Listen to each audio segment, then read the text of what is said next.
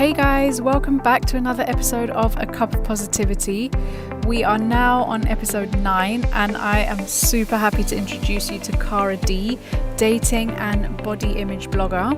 I really enjoyed recording this episode and absolutely love Cara's content. She tells us all about her eating disorder recovery, her experiences with dating as a plus-size woman, and how she overcame the confidence issues faced after a long-term abusive relationship.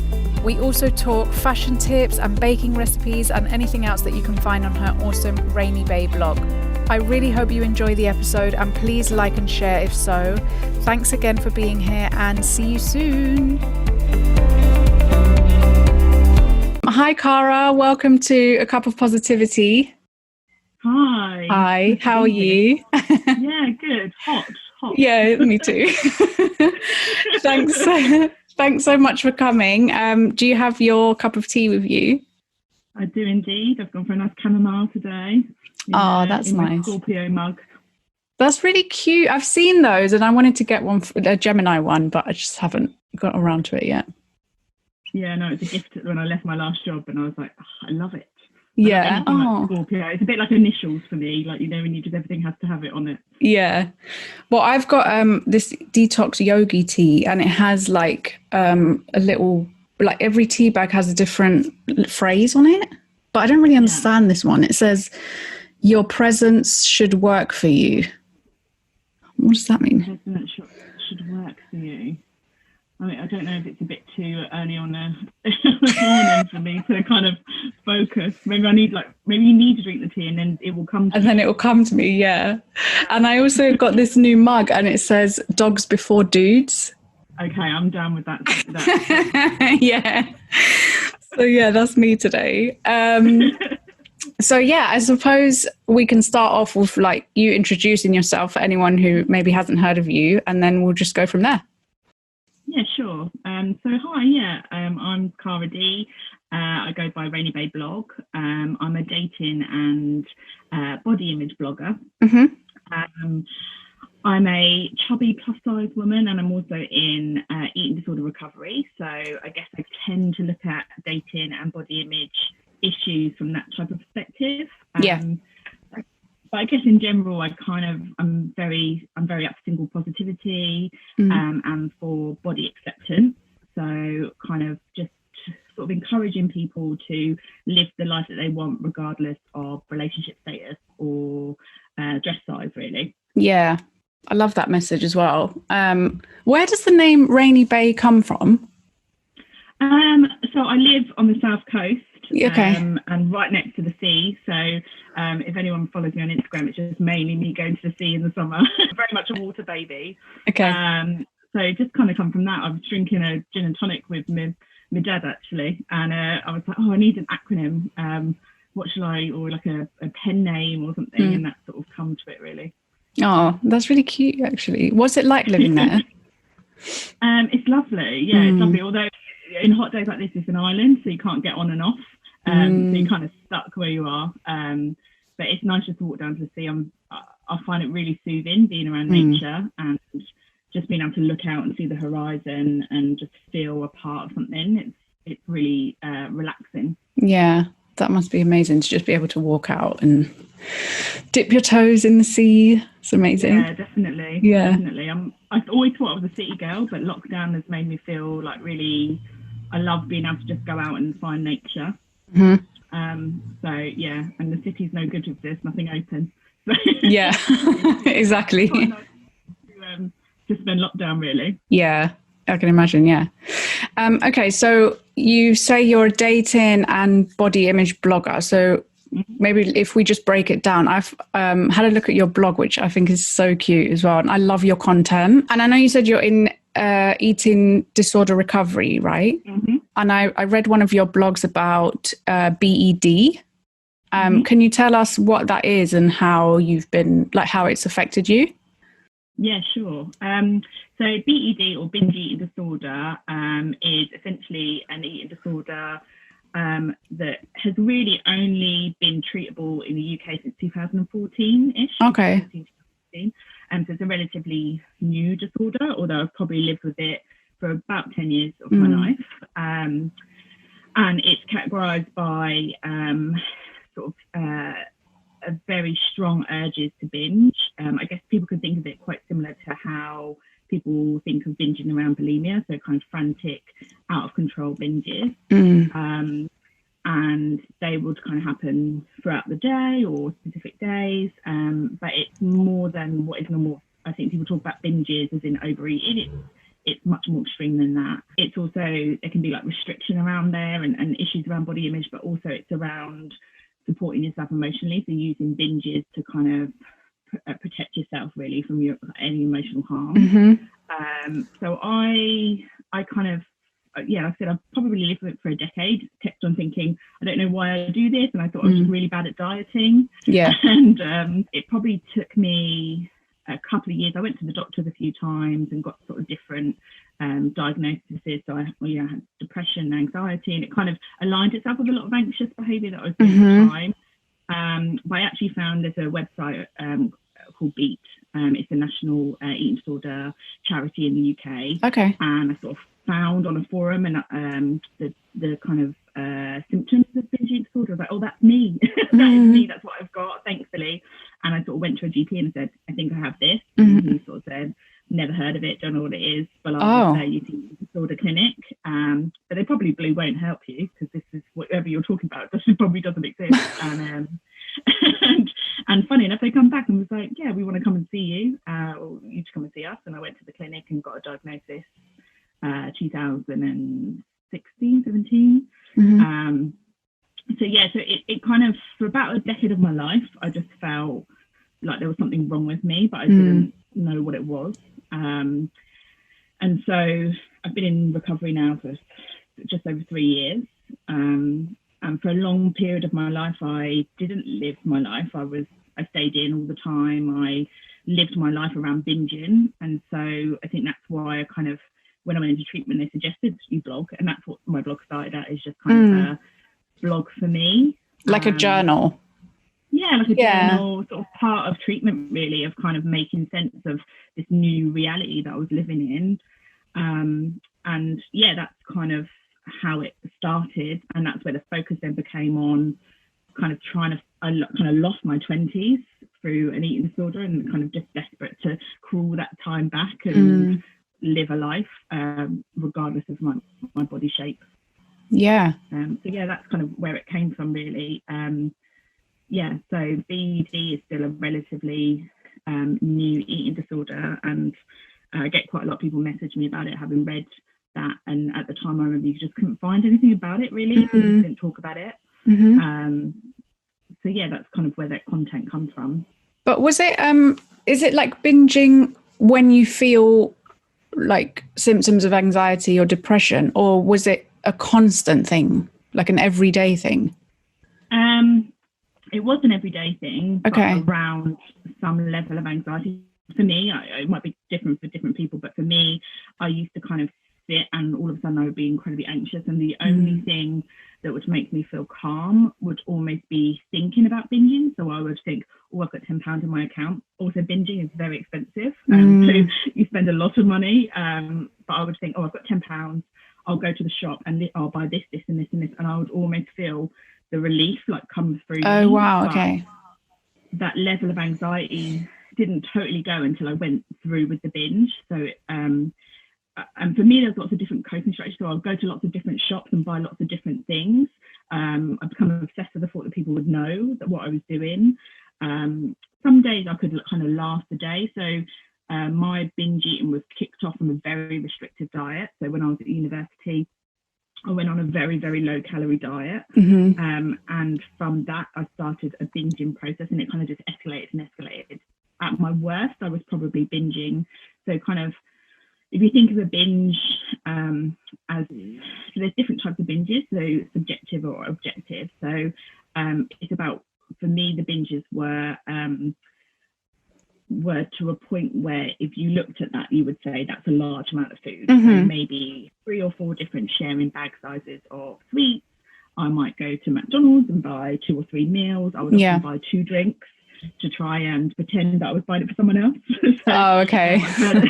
I've heard of other people like getting a takeaway and almost like talking to an imaginary person. Oh, wow. And be like, oh, our food's here, because there's a lot of shame around the amount of food that you would eat. So I might do that once in a day, but at my worst, I was probably doing it sort of 2 or 3 times a day. So those type of very large binges. And I guess people think about eating a lot of food as kind of like a luxury. I think it's really glamorized. I think if you look on Instagram and some of the food, there's like these huge portions. But actually binges are very stressful. I would eat so much food, but I wouldn't remember. So I would go to like grab the food again and it would be gone. And I couldn't even remember. And it would be, 5-10 minutes.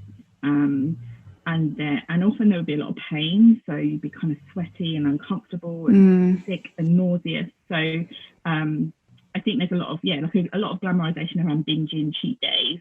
But binging within an eating disorder is very uncomfortable and very distressing. Yeah. So I think for treatment, I think you have to. My understanding is that there has to be it's sort of more than 3 binges a week. So I think there's a certain element of normativeness around binging, or kind of overdoing it if you've dieted or something like that. But I think it's sort of around 3+ binges a week. I think if I went for treatment now, I probably wouldn't be able to get it, because I'd probably binge, like relapse in that sort of sense, maybe once a month, once every 8 weeks. Okay. So it's like significantly reduced, to something that's more normal. Okay. So then how did you begin to overcome that eating disorder, or how are you overcoming it? Because you're still in recovery, you're saying. Yeah. So I was lucky enough, in my area we have NHS treatment. Like I said, binge eating disorder is like relatively new, so I know that a lot of people message me saying that they can't get treatment. So I was super lucky that the eating disorder clinic near me did offer BED treatment. So I received 20 weeks of DBT therapy, so dialectical behavioural therapy, which is kind of similar to CBT in the sense that people might know what that is, kind of looking at thoughts and feelings and how they kind of make you behave in certain ways. But it's more around the emotional impact on things. So there's a lot of focus on mindfulness and managing emotions and sitting with discomfort, because that was something that I found very, very difficult to do, is that as soon as I feel uncomfortable, I want to binge. I want to make myself numb to feelings. Okay. So that was about 20 weeks. It was a group session, so it was like 8 other women. So I finished that in like January 3 years ago. And I was doing pretty well, like bobbing along. But when lockdown happened, I found a lot of those feelings kind of coming back again, and my binging increased, and the anxiety and trying to cope. So I've just finished 12 weeks of psychotherapy, which is great. Online through a London company, and it's kind of it's about keeping coping mechanisms essentially. The treatment that I received is very similar to what people with BPD, so borderline personality disorder, also receive. So it's about finding ways to manage and cope with emotions that maybe feel really scary and distressing. So that is that really. And like I said, like becoming a bit of a nature body and finding things that create purpose and grounding, and not being so up in my emotions all the time, because what I'm learning is my brain isn't always a very safe place to be, and it can be quite like super negative. My thought processes just want to ruin my life all the time. So I have to kind of learn ways to kind of think, is that reality, or is that just kind of a thought that's kind of going through my head? And I think that really helps, like what I was saying about living your life to the fullest, is that a lot of negative thoughts around what people might think of you, especially if you're bigger, because we know that society has a certain thoughts, feelings about bigger people, that they become like reality, and you think, I can't go out, I can't, people will think bad of me if they see me. And so being able to kind of learn through that and be like, it doesn't matter, matter what people think about me, and being able to enjoy my life, it's been an important part of that. So in terms of the disorder and how it affects your body image, how does one affect the other, and how do you deal with that? Because you're very confident now in like the body that you're in, and what advice would you give to someone who maybe is feeling a bit insecure and has body image hang-ups? It's funny because when I think of myself, I don't think of myself as very confident, but I get people say that to me all the time. You come across really confident. Yeah. And I think there's definitely an element of faking it until you make it. I think the thought process, like I said, are very negative. So I have my diagnosis is BED with tendencies to bulimia. So I have a lot of thought processes around body image and wanting to be smaller and wanting to restrict to get that type of body. So it's kind of an everyday thing for me to kind of push those thoughts out of my head. I think for me, confidence is it's about being beyond your body and what your body looks like. So I'm very much about body acceptance rather than people talking about they love elements of their bodies. There's parts of my bodies I don't think I'll ever fall in love with, and they make me feel uncomfortable. And you know, I thought of many ways in which I would like to change them, but I'm accepting of what my body is and what my body can do. So kind of less of a focus on what it looks like, but what it can do for me. Okay. So for me, it's kind of, you know, I've been started running since lockdown. I've always done yoga. It helped me survive like a really difficult part of my life. You know, it's kind of finding things beyond what you look like, because actually for most people, what you look like is the least interesting part of you. You know, there's so many more great things about someone than whether or not you think they look good in an Instagram photo. I mean, one of the things that has helped me is taking Instagram photos, weirdly. I think taking photos of yourself and seeing your body in different angles is really important, because we expect ourselves to always look a certain way. And I think that's when people get quite upset when they see tagged photos of them and they don't recognise that person. But also taking pretty photos of yourself and feeling pretty. And, you know, it's important. It is important to connect with what your body looks like and feel connected to you. But yeah, I think, I mean, like I said, a certain part of it is faking it. Take gorgeous photos. And I think try and see your life outside of body image. I think we put too much weight on whether or not someone's good looking or pretty or whatever. And actually, one of the things I've probably done is changing my feed in Instagram. So seeing different body shapes. Probably when I was really in my eating disorder, all the accounts I followed were Fitspo. All of them were like very particular body types, which actually made me feel really terrible about myself. So now my feed is full of, you know, different women, different people, different shapes. You know, it's all about kind of that real, when you look at your feed, it's not the same person just rolling through over and over again. Yeah, I love that as well, because I follow quite a lot of different types of women as well. I follow a lot of women because I'm very pro women and women's empowerment and things like that. But I love that you're saying, yes, it's great to feel confident about yourself, but there's so much more to each of us than just what we look like. I think that is a powerful message within itself.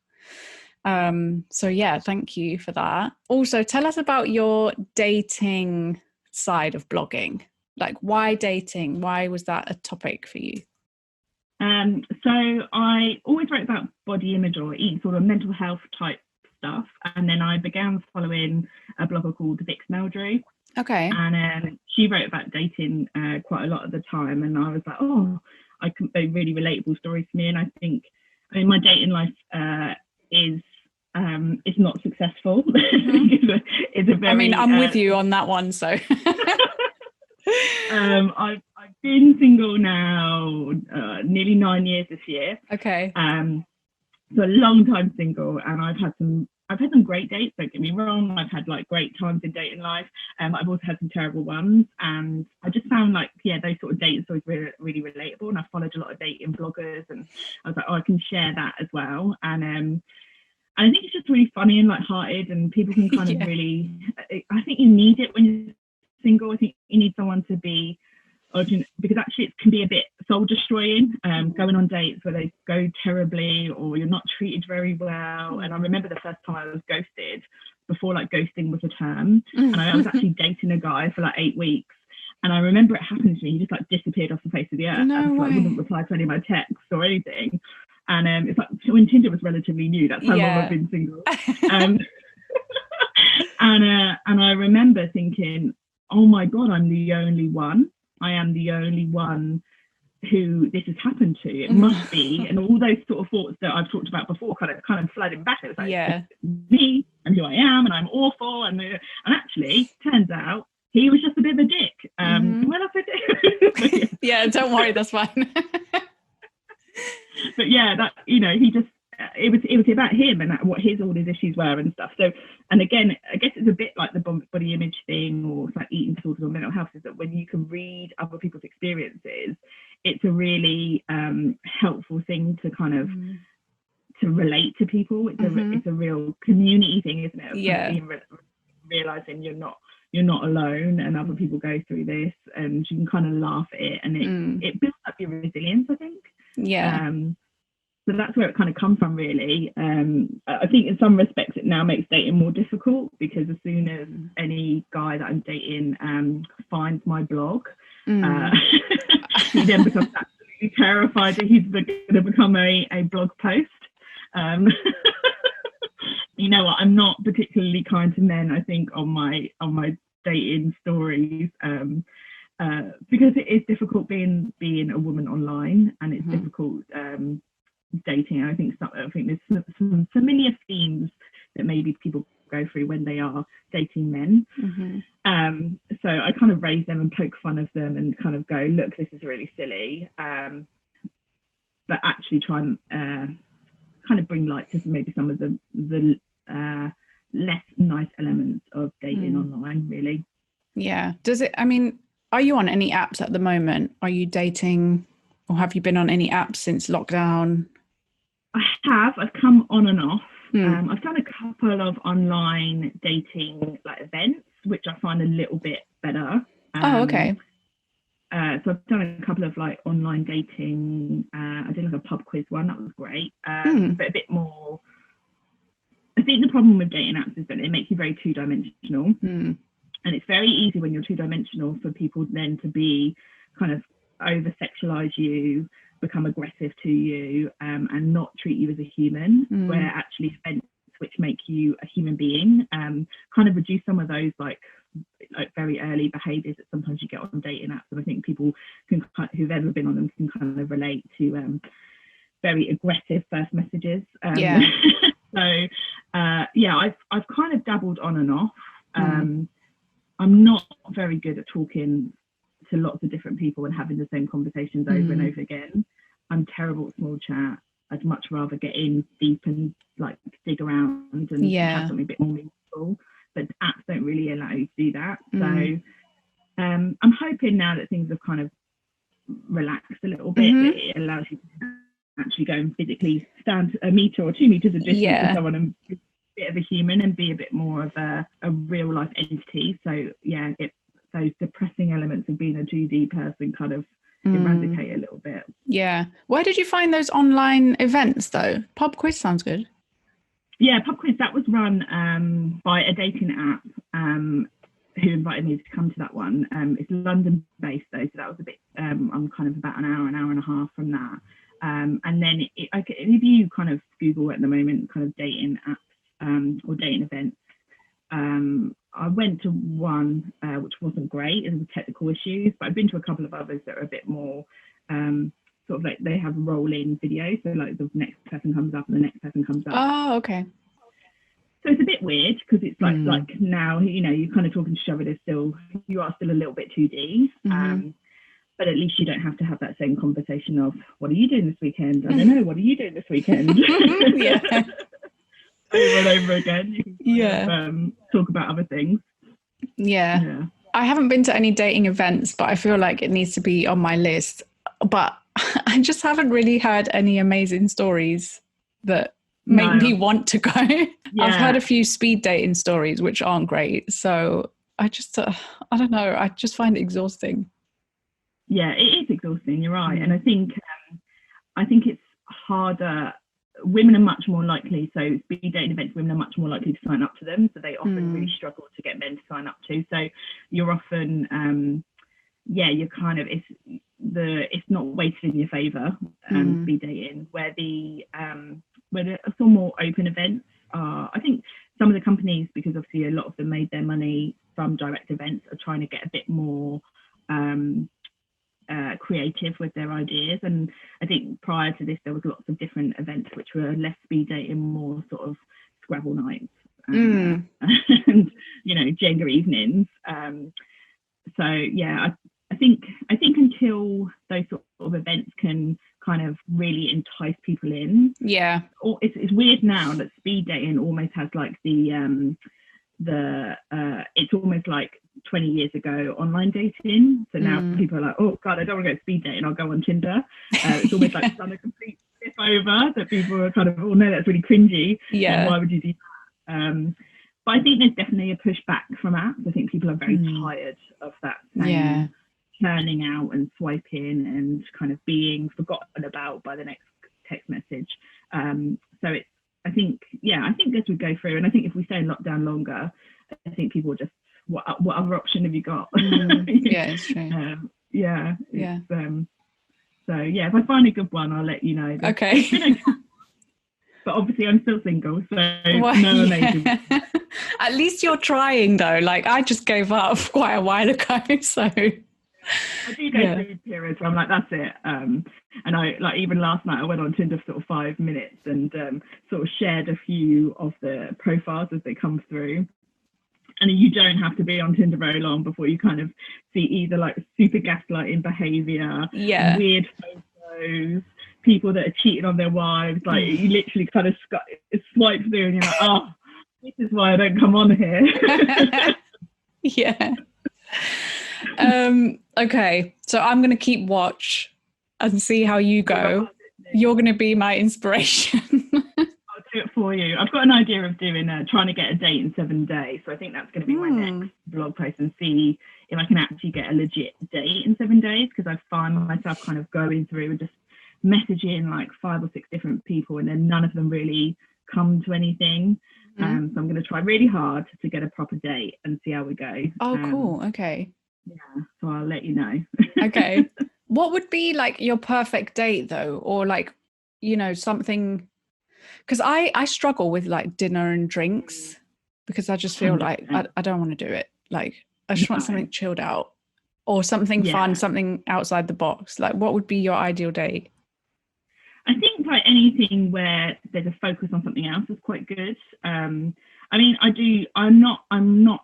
I'd like drinks or coffee, especially for a first meet, because you just kind of want to know. I think sometimes I've walked in dates, and I'm sure probably people that have dated me feel the same, where you walk in and straight away you just know there's no chemistry. Know that actually that's it's not gonna, it's nice to have a drink, it's, you know, a fiver of your time and you can leave. I think dinner's a really terrible idea. I did it once and it was awful, because pretty much by the time we got our first drink, I realised that it wasn't going to be anything, and then we had to sit through 2 courses, and then he ordered dessert, and I was like, no.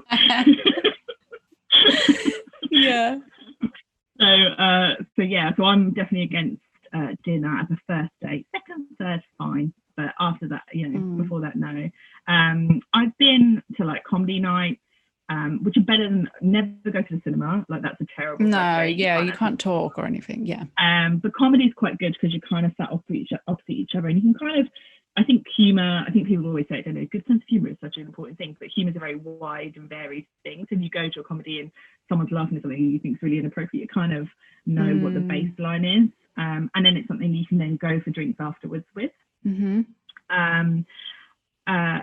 things, so like, anything where you can kind of go. I think a lot of dating events kind of revolve around the idea of going somewhere where you can then leave. So, but I'm quite traditional. I just like a quick drink, and then I know if it's worth spending my time, because getting ready for dates, the amount of times I've got ready, like done my hair, full, you know, look on, I've gone out and had my nails done, and then you get a text message that's like, actually can't be bothered. Like, no, I just spent £30 on a pedicure. those days of me putting in loads of effort for the first date are well and truly gone. I'm not running around the night before. I kind of go, I make an effort, but I don't put that. So I just kind of go, have a drink, see what we're talking about, and then it's done. Yeah, sounds good. And I know you've mentioned on your blog as well that you were in an abusive relationship in the past. Was that, so you've been single for 9 years, so that was before that? Yeah, so it's a bit of a joke that I'm a dating blogger, considering that I've had one long-term relationship and also been single since. So I kind of joke a little bit about people coming to me for advice is more for them. But I was, so when I was 17, I got into a relationship which was 9 years long. Wow. So I was kind of like 26, I was like 26, 27 when we split up. But it wasn't a healthy relationship. It was really toxic. And it took me a long time, probably like 2 or 3 years after we broke up, to really be in a position that I wanted to date again. I had like a lot of trust issues and just a lot of like, from my own perspective, a lot of unhealthy views on relationships and what type of girlfriend I would be. And the first few guys that I dated, I sort of straight away saw myself kind of giving up everything and just focusing on them, and just kind of very quickly getting into sort of very similar patterns that I'd been in before. So as much as it was about that relationship and the abuse within that relationship, there was lots of stuff from that I'd kind of taught myself about being in love that I had to unlearn. So I think part of my time that I've been single is just I'm really conscious that I would rather be single than be in a relationship which took so much away from me. So that's why I'm kind of, I'm not one of those people that's like, you need to get in a relationship. I do some tips of like how to write your blog, your dating bio and those sort of things, but I don't think I would ever say to someone you have to be in a relationship, or that, love is great, but there's lots of other different types of love that can make you feel good. And it's much better to do that than to be in a relationship that takes so much from you. I think it was a weird part of my life, and again it kind of coincided with my eating disorder. So I kind of felt like from about 17 to in my like 20s I kind of lost like a big chunk. So kind of that's where that focus comes, of kind of living whatever life you can live right now. Do you find that the recovery that you're in, or like any body image hang-ups that you might have, affect your dating life? Like, do they affect it quite massively, or? I think I definitely have those dates and those worries, and I guess and it's something that I always get asked all the time in my DMs is, what's your advice for if you're bigger? Because I think we know that women's greatest fear on dating apps is that they will be murdered. Men's greatest fear is that they'll end up dating a fat bird. And that's actually, that is known, that is, women's fear is around, that kind of intense fear, and that kind of really shallow element of being fat online there is a stigma around that.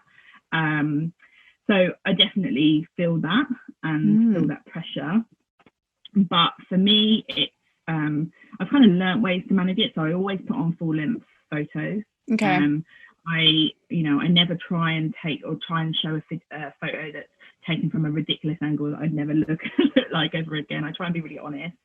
I also know my worth, and I think there is that stigma, but also there's plenty of men who don't care and do want to date women, and if they don't, then they're not worth the time, really.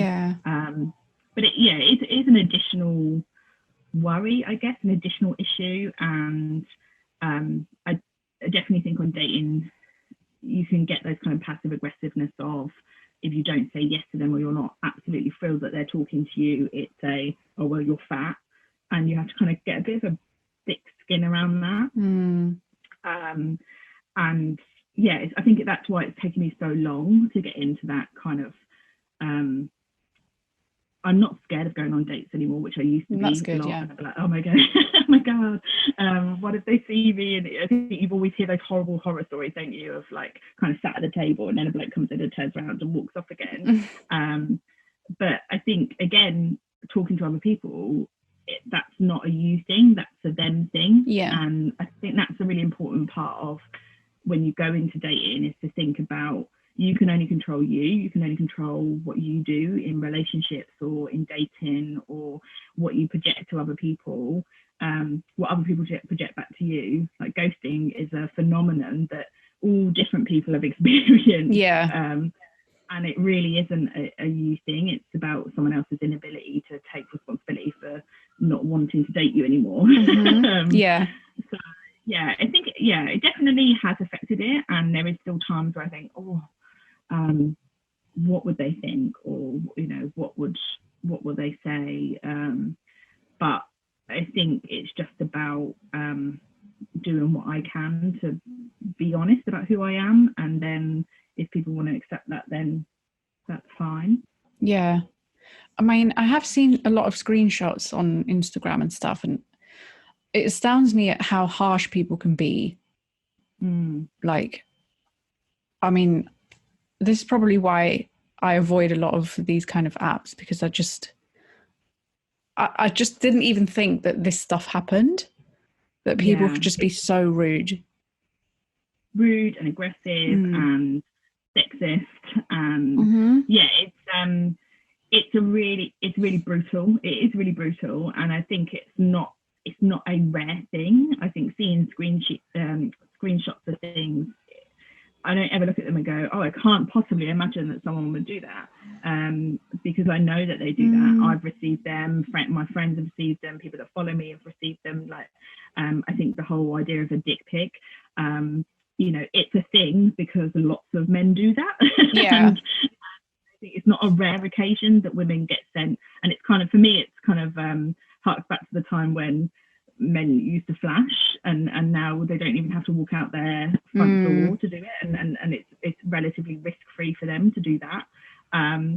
So there is a really seedy, horrible side of online dating, and I think you have to be quite resilient, which is unfortunate, because I think sometimes people who are searching out love or looking for love can be quite vulnerable. And there's a lot of people that would take advantage of that. So that's again my focus on dating and dating apps, and pulling up bios and being like, this is a warning sign. Like, if you see this in someone's bio, that is a very early warning sign of red flag behavior. So banter behavior, you know, I want you to be able to, like, if I'm going to take the piss out of you, for you to laugh and not get upset. Hello, red flag. That's a really red flag. Like, before you've even swiped on that person, you know what to look out for.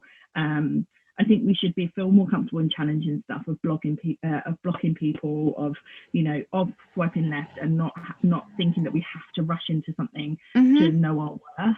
So I think that's it's really about knowing who you are, and kind of protecting yourself from it, because you wouldn't go into a room with 100 guys and allow them all to kind of just, you know, talk shit about you and be aggressive, over sexualized, or, you know, and I think we need to challenge it. And I'm not saying that it's the woman's responsibility to do that, but I think for me, as someone who's got a, you know, even just a micro audience of being like, hey men, this is your shitty behavior, stop it, it is important. Do you think that men get it as well, though? They must. I have a few friends who are bisexual, and as for someone who date both sets of gender, they definitely tell me there's a very different scenario between the messages that women send and men send. For sure. I mean, there's their own issues for men online, in the sense of bots. So there's a lot of porn bots. I think I'm sure there's different issues for men online. There's a forum in which they can talk about, but I think sexism, and kind of the patriarchy and how that focuses online dating and towards women again, and kind of what is acceptable. I think that is thriving online dating. I think there's probably issues both ways, and I don't think that women are individually angels in scenarios. But I think some of the, there isn't such a thing as a fanny pick because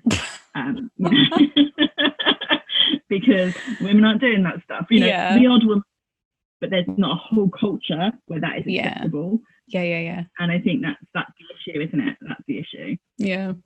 I know that you also post a lot of videos, mostly that I've seen on your stories, of you baking, which I'm super jealous about because I can't bake to save my life. I don't know why, but I find baking so much more difficult than just like normal cooking. It just always goes wrong. So has this always been a hobby of yours, or like do you make cakes for like events or anything, or you just do it for yourself?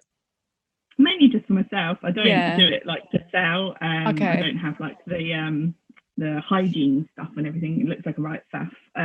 But again, it was a hobby, and then through my recovery, I just kind of completely fell out of love. And I come from a really foodie family. My sister's a food writer.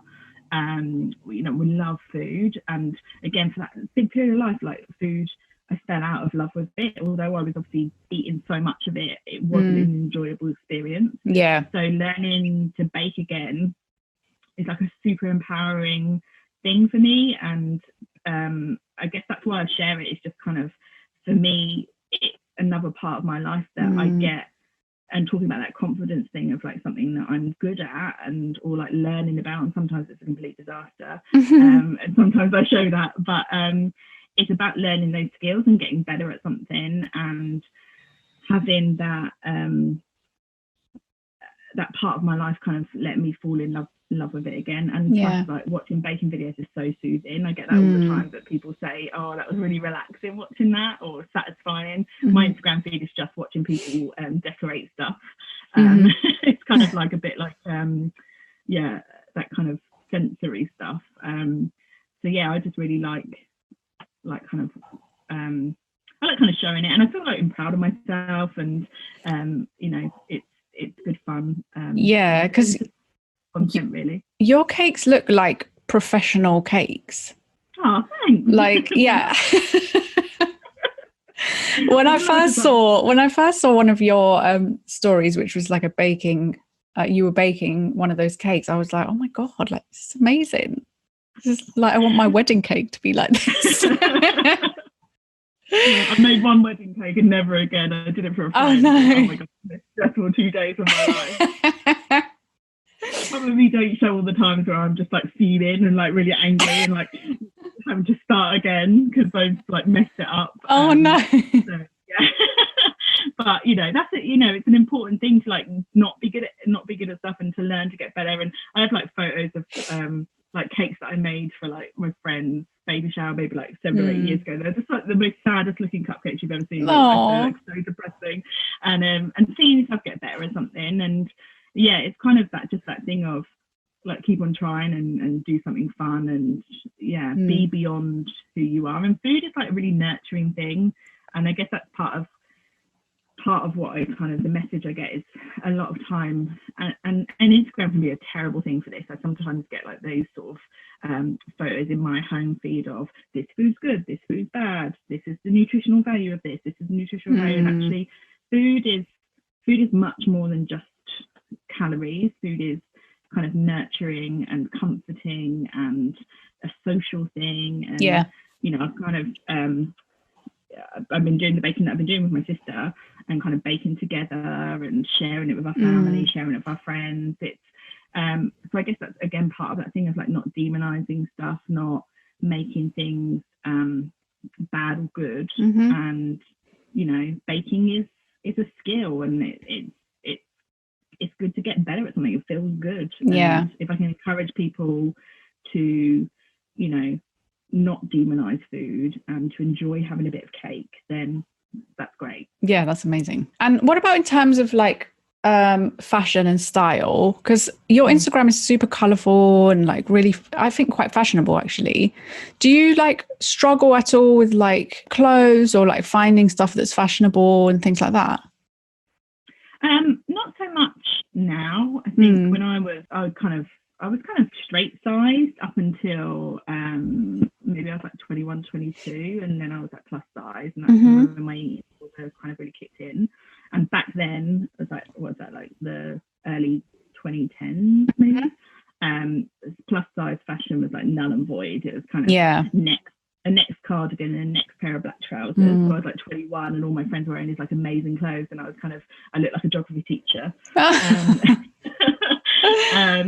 Now I think I wouldn't ever say I'm fashionable. I kind of go for stuff that I like and I think suits me. I see like I follow a lot of like plus size women with like incredible style that just look amazing. So like Poppy Adams and Danielle Vanier and Chloe and Curve, like they look incredible and they're very fashionable. That ain't me. But I know what I like, so I tend to just go with that. And ASOS is amazing, so I get a lot of my clothes from ASOS. And I kind of just go for what I like, really. And I think, again, for a long period, like being fat and not being able to wear nice clothes and feel good, just made everything worse.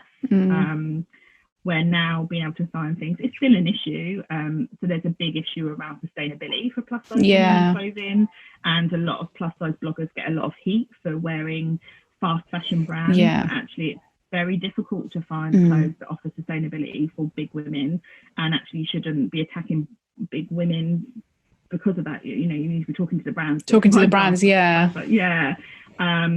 So and I kind of feel that guilt when I buy stuff. I kind of feel, I've kind of got my reusable cotton pads and I've got my reusable bag and, all those sort of things. But actually the clothes that I wear are kind of aren't ethical, but I need to wear clothes. Yeah, for sure. And it's a really important point, again, of like, of feeling good and feeling who I am and knowing who my identity is. And I am colourful and I love bright colours and I love feeling good. So that's kind of what I look for when I wear style. And again, there's many years where I wore cardigans and hid away and spent hot days like today in full clothes, high neck and cardigan. Oh gosh, so hot, and would never wear a bikini or a swimsuit, and would, friends would all go to the beach and I'd be like, oh, I'm far too busy doing nothing. I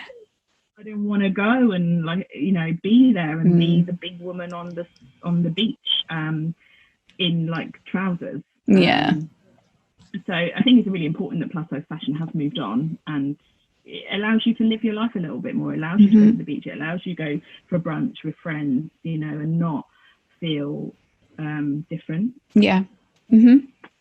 Okay. So I always finish off my interviews with top three. So it's just 3 questions that are top 3. So top 3 brands for plus size style. I'd say ASOS is my number 1. River Island clothes are good. The range isn't as great, but there's often something that they kind of make their fashion in straight size and plus size quite the same. Okay. So they're really good. And I really like New Look's jeans. Oh wow, okay. New Look is definitely, their other clothes in New Look are terrible, but their jeans are great. Are there any specific brands that are good for like swimwear or like lingerie? Oh yeah, that's a good shout. Curvy Kate are brilliant. Okay.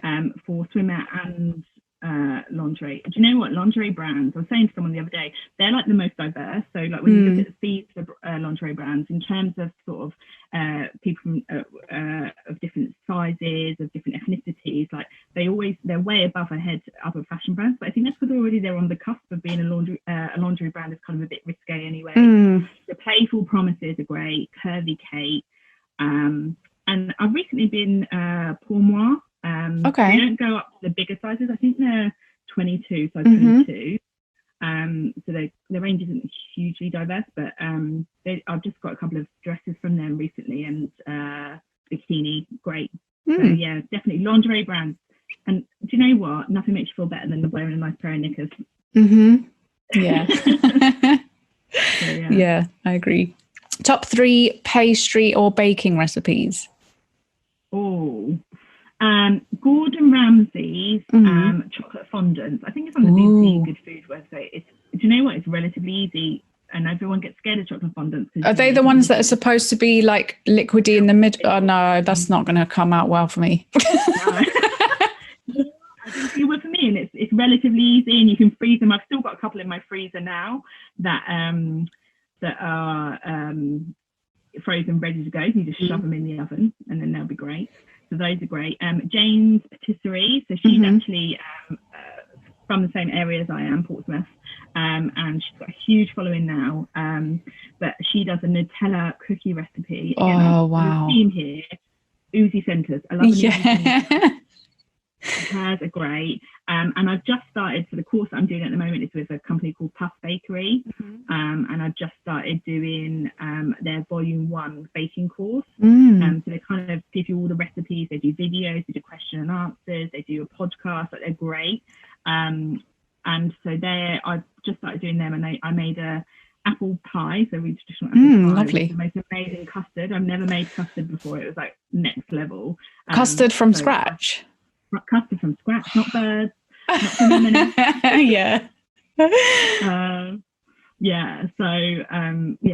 Would highly recommend Puff Bakery, especially if you want to learn a few more skills. They kind of talk you through everything. That's very traditional as well, the apple pie with custard. Simple, but you know what, simple tastes good when it's done right. You don't have to do all this fancy stuff. It's comfort food, and it makes you feel good. Okay, and then the last one is top 3 body image or body confidence influencers. Oh, okay, yeah. So I mentioned a couple already. I think Chloe and Curve is great. Grace Victory, she's amazing. I think Grace kind of went through her own therapy and treatment, and also she talks a lot about astrology and crystals and stuff. Love all that. Me too. And who else? One of my faves is Ginger Girl Says So, Charles. She is she just takes the most gorgeous photos in the most gorgeous clothes, and if you're going to ask anyone about clothes, Charles probably knows about it. She's got the most amazing lingerie selection. So yeah, definitely go for her. And yeah, like I say, Chloe and Curve, who I mentioned at first, she does great. She does ballet and plus size ballet, and she's got a lot of heat online from it. So if you don't know if fat phobia is real, then doing ballet, she got a lot of heat for, but it's just amazing to watch her. You just know that you can do anything, and you don't have to limit yourself for your size. Yeah, that's awesome. I'm going to check those out as well then. But thank you so much for coming on. I've loved it. No, thank you. I feel like we've spoken about I feel like we've spoken about loads of stuff. Yeah, definitely. Thank you. I know you're on a mission for 6,000 followers, so I've got my fingers crossed that will happen soon. Now. Yeah, you'll do it by the end of the weekend, no doubt. Thank you so much. All right, thank you, and I'll see you soon. Thank you. Bye.